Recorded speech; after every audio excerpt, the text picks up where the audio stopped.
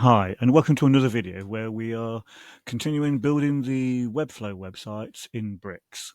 As always, I've dropped a screenshot in so we can see what we're building. So let's start this off by dropping in a new section. And within that section, we are going to have a heading. Within the section, we're going to have a heading.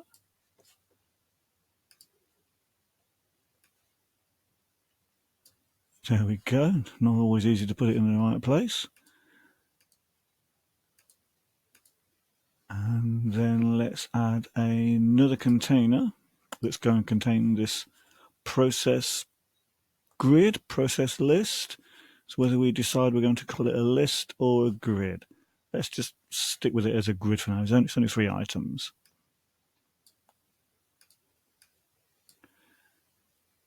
Right, so within that grid, we are going to need a block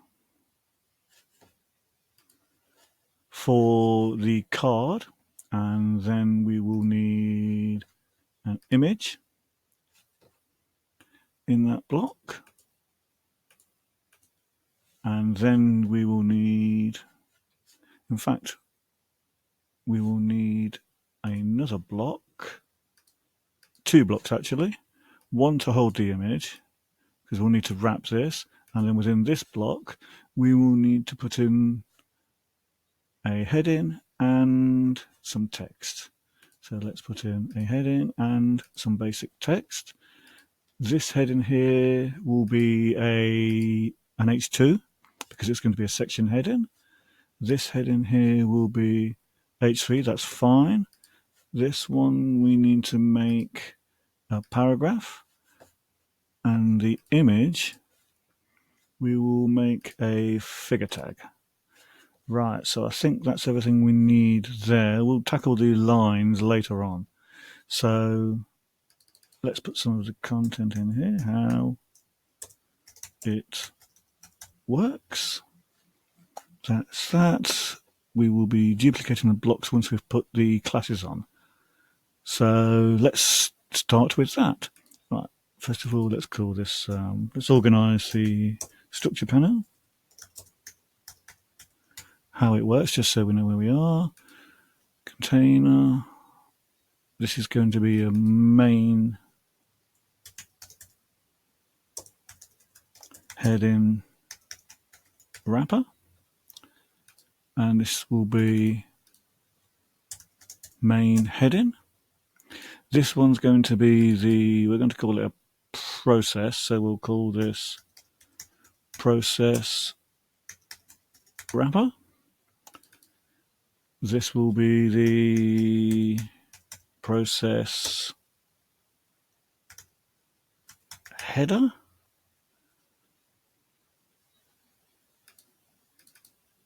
This will be the media wrapper.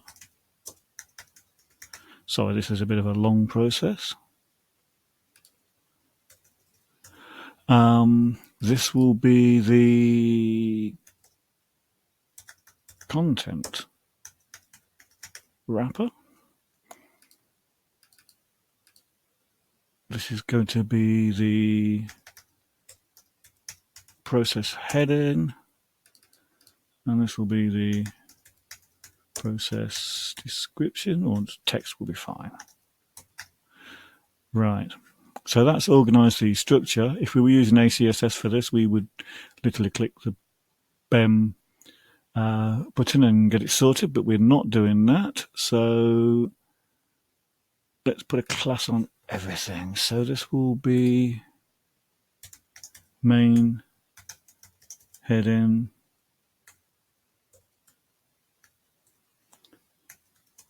wrapper. Let's copy that. Make sure we press return so that it adds the class. This is going to be main heading, just main heading actually.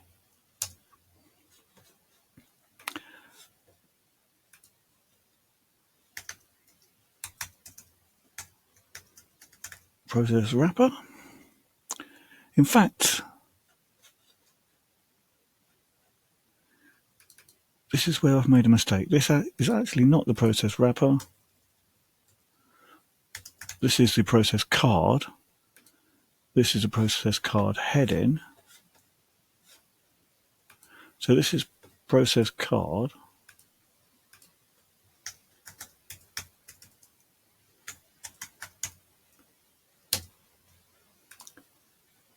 Yep. This is going to be process card underscore heading. Let's copy that so we can put it in. This is going to be process card media wrapper. Oh, not spelt media right there. There we go. This is going to be the process card image.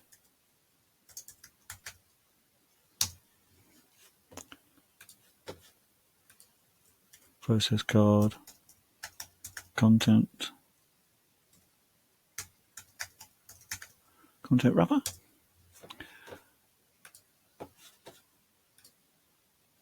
Process card heading.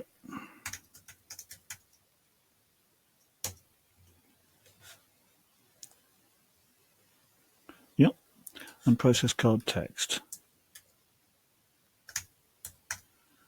Right. Now we have all the classes in place. Let's just check.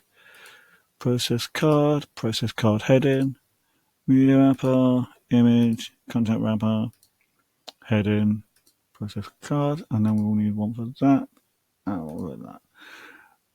Right, so let's start by styling the process card heading. We want that to be across the center, and the main heading, H2.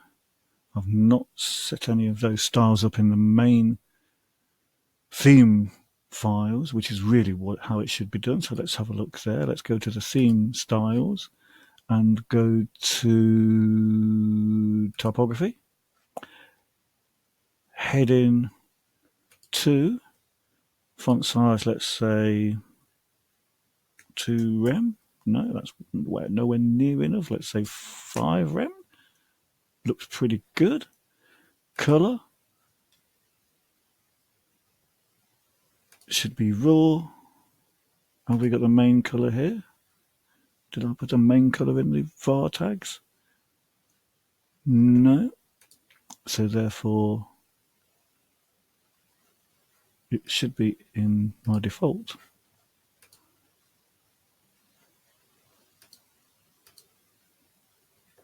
Primary. There we go. I knew we put it in somewhere. I do apologise. So as you can see, it's in the variable manager here that I've set up. I was using the wrong thing. I was trying to use dynamic data for some reason. No, we need to click on the variables, and there's my primary color that I set up previously in another video. If you want to see where I set up the variables, I will put a card in the corner here. Right, that's that. Now let's look at how it works, and let's set a row gap. Let's click on the variables, and let's do space XL. So that gives a nice space there. So let's say that the main heading is done with a gap. Now let's start putting some of the content in on the image. Let's select the image that I've previously uploaded. Let me see.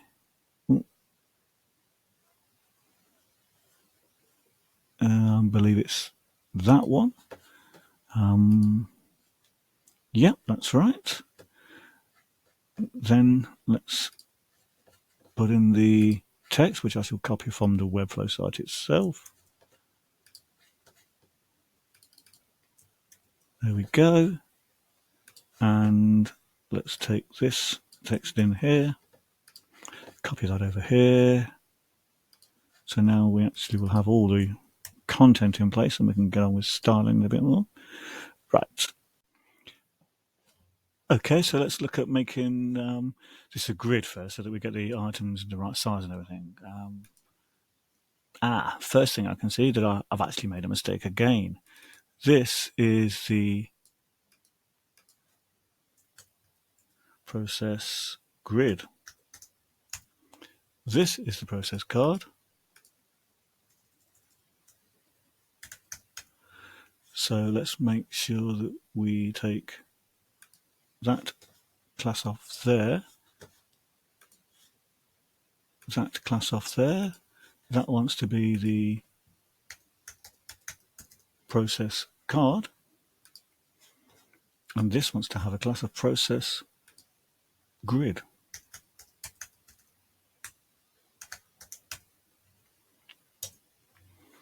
Right, so let's make this a display a grid.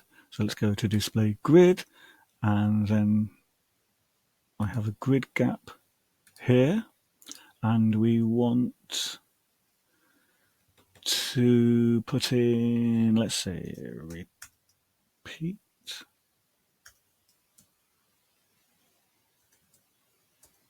Three, and then it's let me say it's min max 0, 1 fr. Is that right? No. Oh dear. I really wish I could type sometimes. That should be fine. Is that showing a 3-column grid now? Yep. So we now have a 3-column grid with a grid gap. Let's just to see if this is working properly. Let's just duplicate the process card a couple of times to see how it's looking. That looks pretty good. Right. Let's look at the process heading. Make sure that the style is, the class is selected. Go to content. In fact, go to content wrapper. Make sure it's centered. Then go to typography. Make sure we select center there. Make sure that's centered as well. Process heading wants to be a little smaller. So font size, let's say that's 2 rem to start off with. 2.5 rem. 2.3 rem. That looks pretty good.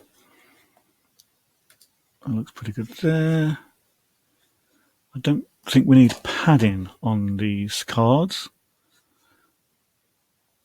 I think they're going to go straight to the edge. We're not actually having a border or anything on these cards, but we will need some space in between the media wrapper and the content wrapper. So let's go to process card, make sure that's selected, go to content, and let's go row gap using the variables that we've already set up. Let's do a 4 rem. That looks pretty good. Probably needs to be a bit longer. Do we have anything larger than XL?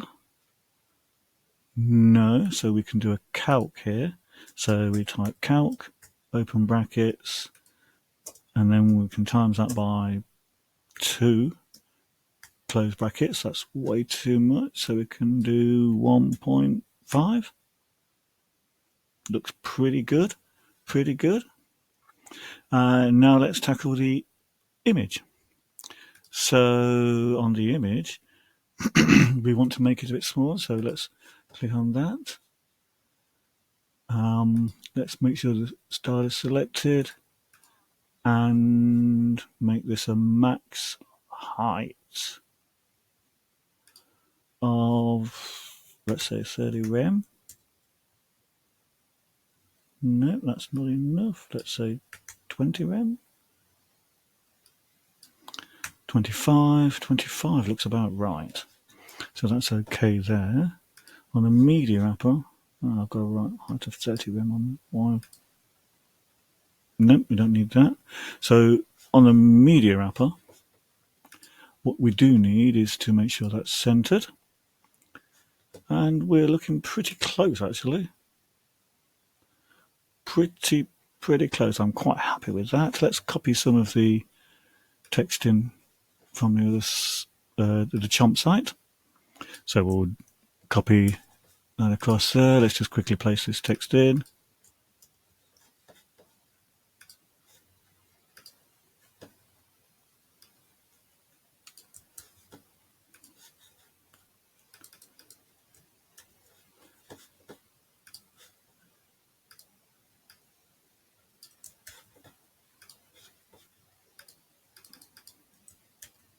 Yep, that looks pretty good. And now we can add in the images, the phone, and this one is the two people. Oh, sorry. Let's click on that there, two people. That is done. So let's just click save. So far, pretty good. Yeah, I'm really quite happy with that. Now we need to tackle these divider lines. So let's take a look. We want to use a pseudo element for this, I believe. So let's look at the process card, because I think that's where we're going to put the CSS for this.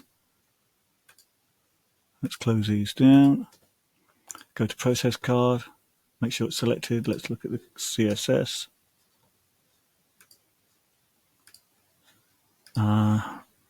Tab R for root. And first thing we're going to need to do is to position the roots of the card relative, because we're going to absolutely position the pseudo class to it. So let's then tab R, and we want to have an after, before or after. I'm going to use an after because it's coming after it, but it doesn't really matter in this instance. So whenever you're using a pseudo element, you need to have content. So we can just do blank content like that. And then we need to have a width and a height. So let's put a height in first of 2 pixels. In fact, no. Let's make this 10 pixels for now. The logic is that this is a dashed line, so I think I'm going to try and do that with a border rather than repeat a graphic or anything along those lines. So let's put a width of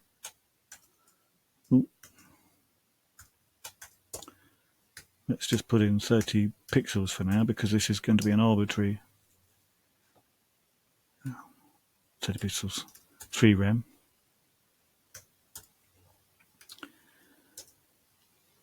We are just need to see it at the moment. Let's just see if it's there. So let's just make it, let's put a background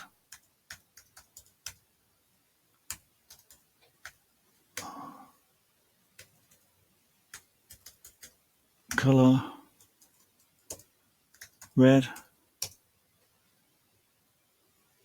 Yep, it's there at the bottom. In fact, let's just, for the moment, let's just get rid of that so you can see it a bit better. The pseudo element is now there, so that's good. We want to position this, and we also want to make it a border. So let's try positioning this first. So top, again, I'll give it an arbitrary figure of, let's say, 20 rem. Oh, I've not positioned this absolute. So let's type that in.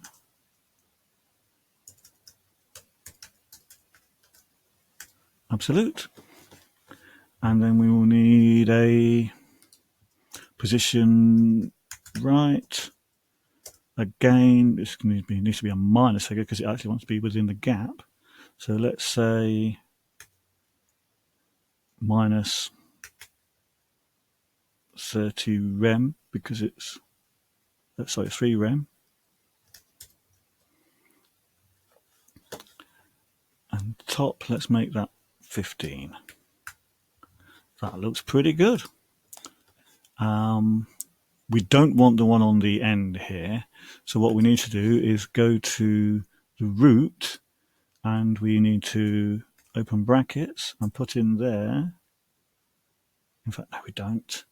I apologize for that. What we need to do is semicolon. We want to say not last child. So it's not, then open the brackets and put in last child. There we go. That's disappeared from that now. So that's pretty good.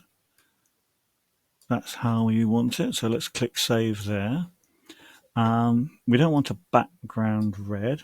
What we actually want is a border top of 2 pixels dotted, and I'm going to put light grey in there. Yep, that looks pretty good. Light grey would be fine for now. I'm not really bothered about the colour. We can always change that to a later date. So how does that look? Pretty good. The only thing is that if we look at this, it's a longer line, and there's a bigger gap between the cards. So if we go to the process grid and go to content, I've used a variable of grid gap, but let's calculate this to have a bigger gap. So let's times it by 3. That's a pretty good gap there. Let's go back to Webflow. Oh, it looks bigger than that. So let's do times 4. Yep, that's a pretty good gap. But now we want the line to be the width of the gap. So I think what we need here is a locally scoped variable. So in here, we'll tab root, and then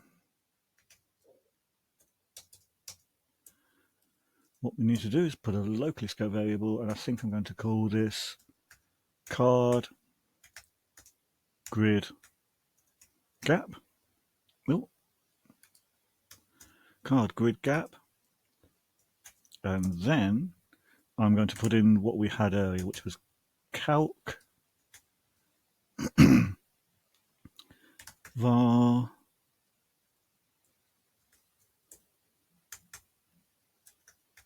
grid gap, and then it was times 4. Oh, I do apologize.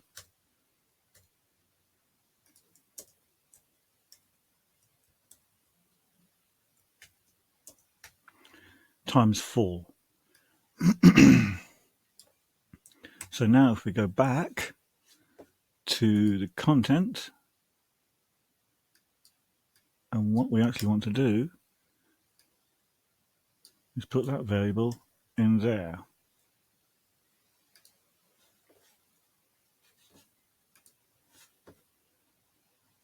Card grid gap.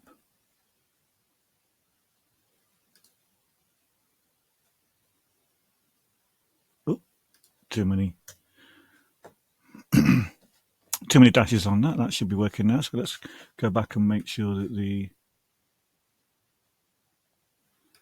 styling is right. Yeah, card grid gap, content card grid gap, and now that is a lot wider, but now we have a variable that we can use to work out the width of the line. So now if we go to process card and go to the CSS here, we can have one that says line width and put in var card grid gap.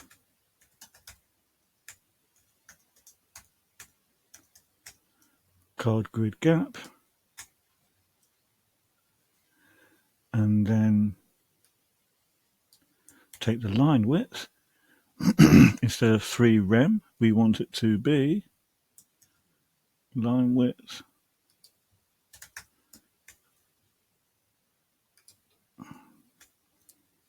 there.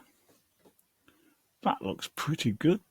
But apart from the fact that obviously it's shifted across, because now we need to adjust the right offset.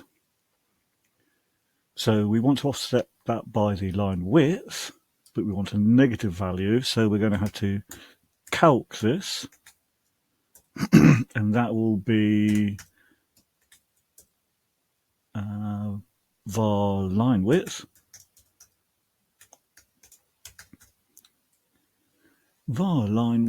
and that is going to be times -1. That should give us a negative value, and there we are. That looks like that's worked pretty well, actually. I'm quite pleased with that. Let's see what this looks like on the front end. Yep, I'm pretty pleased with that. Obviously, we've not looked at responsiveness yet. Is this unbreakable? Should be, but we'll find out as we look at the responsive in a bit. Let's go back. Where the line is there actually was just a random figure from me, wasn't it? Just an arbitrary figure that I just put in. So really, we shouldn't do that. So let's put another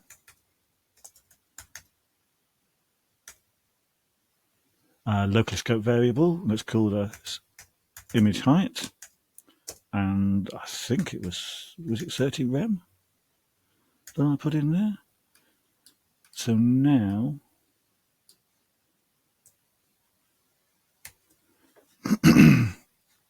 let's go back to the image,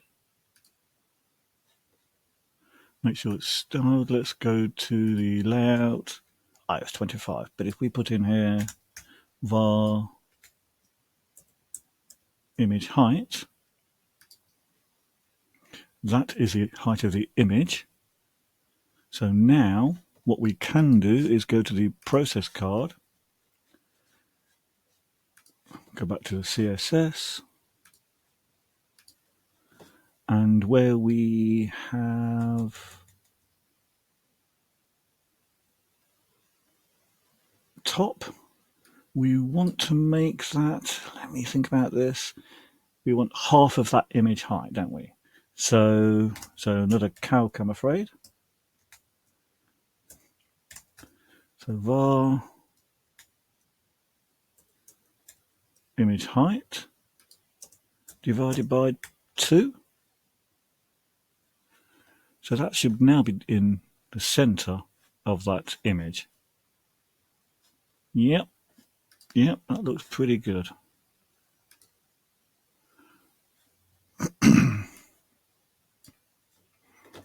Let's click save, check that out.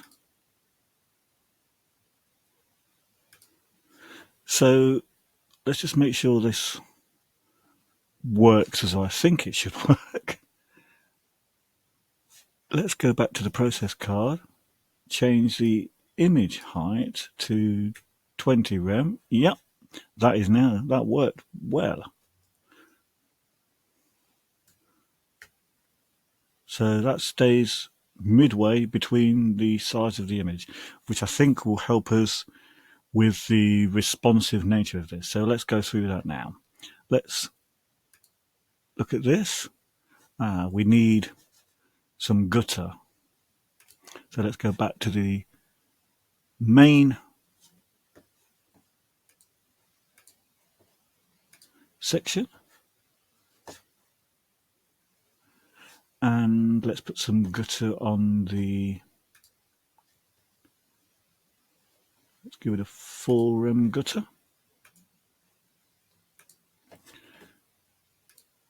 There we are. That's pretty good. Using the variables I've set up earlier, we've now got a gutter on there. But that looks terrible. That is not working because the image height has changed, I believe.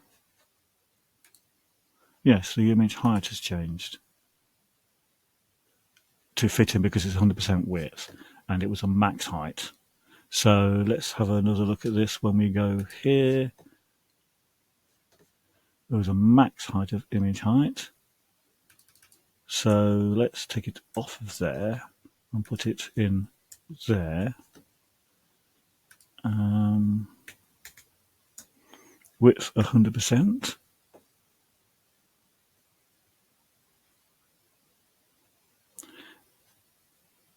In fact, I think we're going to have to take it off there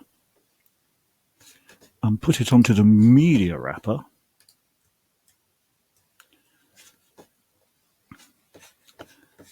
Making sure that's selected. Let's put it in the center and center. So now when we go smaller, that's a max height. Now that is a height. So what we need to do here is then change the height at this size. Now we have a locally scoped variable for that. So if we go back to process grid, is that where we put the locally scoped variable? Sometimes I find this painful.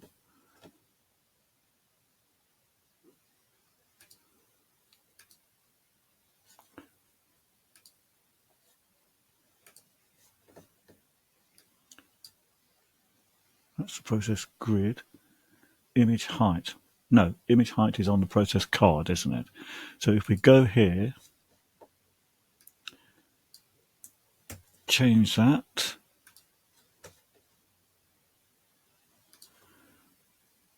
Tab R.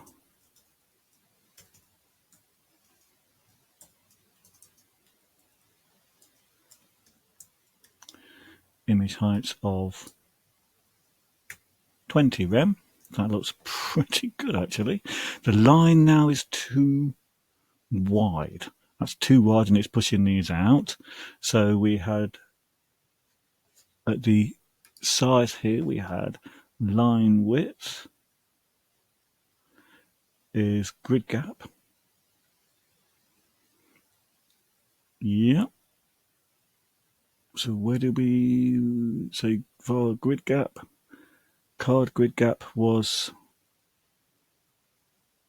on here. So what we need to do is copy this and go down to this size and put this locally scoped variable, and let's make that 3, which makes all of that pretty good. That's quite a wide. What about 2? 2 works. 2 works very well, actually. That's pretty good. How does that work there? I think what we need to do there is then change the grid gap here and make that just 1.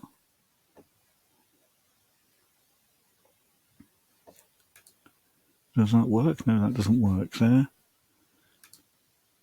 In fact, that's going to be a bit squished at this size, isn't it? So maybe this is the size where we start to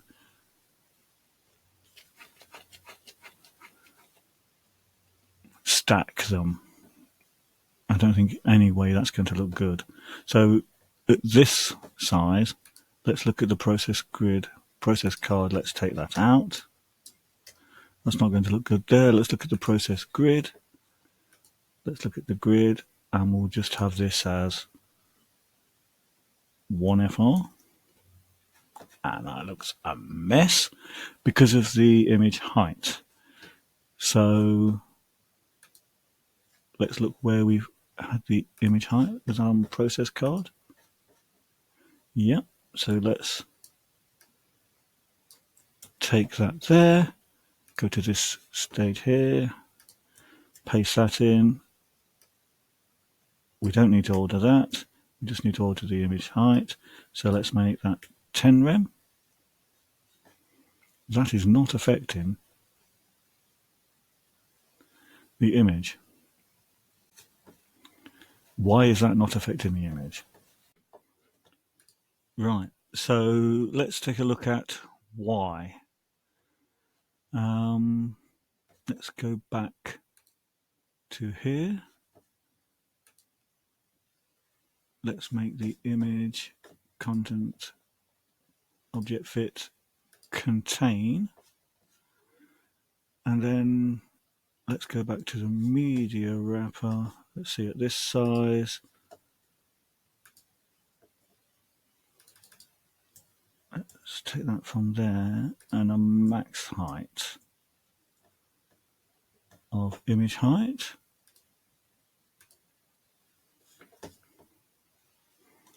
So that's that. That's okay there, but it's still not affecting it. Let's go back to the image. Max height of image height. We need to put an image height on it. Well, I suppose it is image. So I'm pretty sure this is not right. But let's go back to the CSS of this. I don't want it to be 10 rem. Let's make that 15. In fact, what's 30? 30 rem is actually pretty good.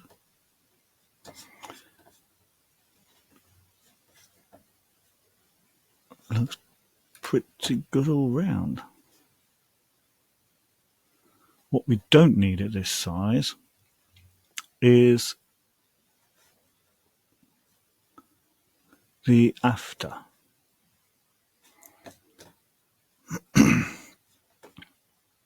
So let's look at this. That's in here. Let's copy that to here. So at this size, we pretty much want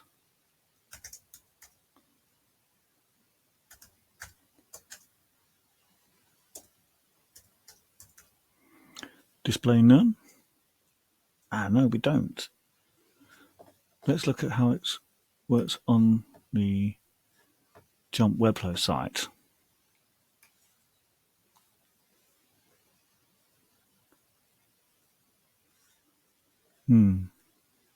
I am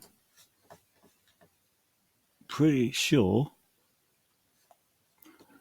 that it wants to be vertical. So let's put that back. Let's change this. Top, we want 100%.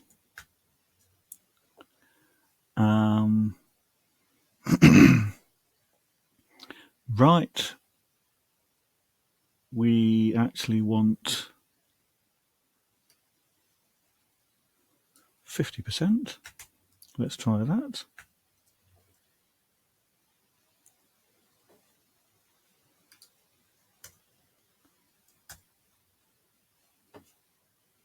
It went there, and now it's not border top, it's border left. I think we're going to have to unset the border top.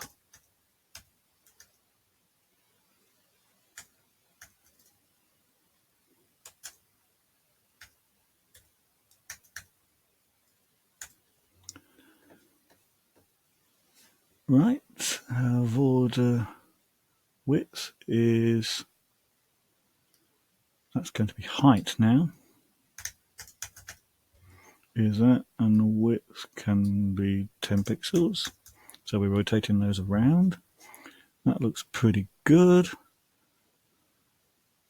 I think we just need a bit of a margin on the actual card. I think it's a bit close.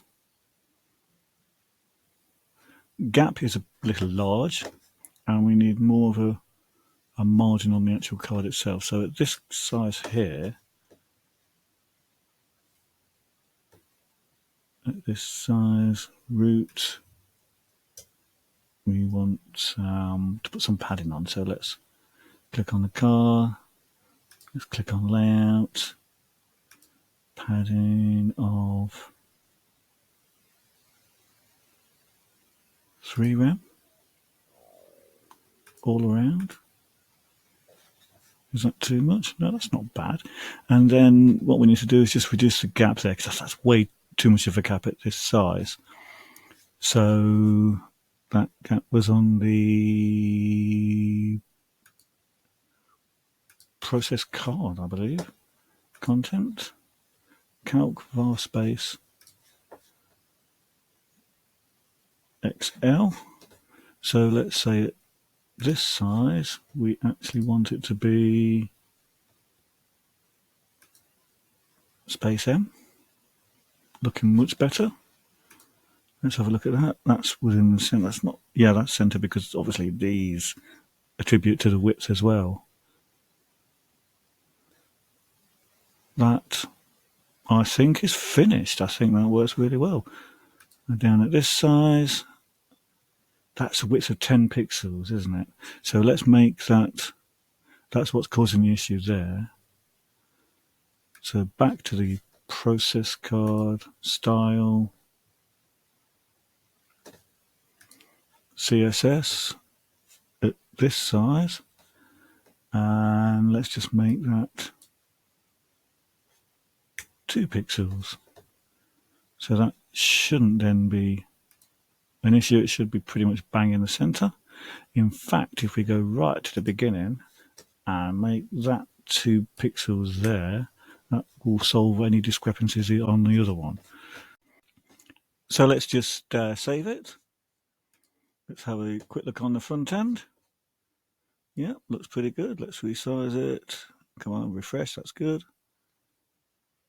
Yeah, and let's just check on mobile view. Yep, goes to vertical. I think that's pretty good.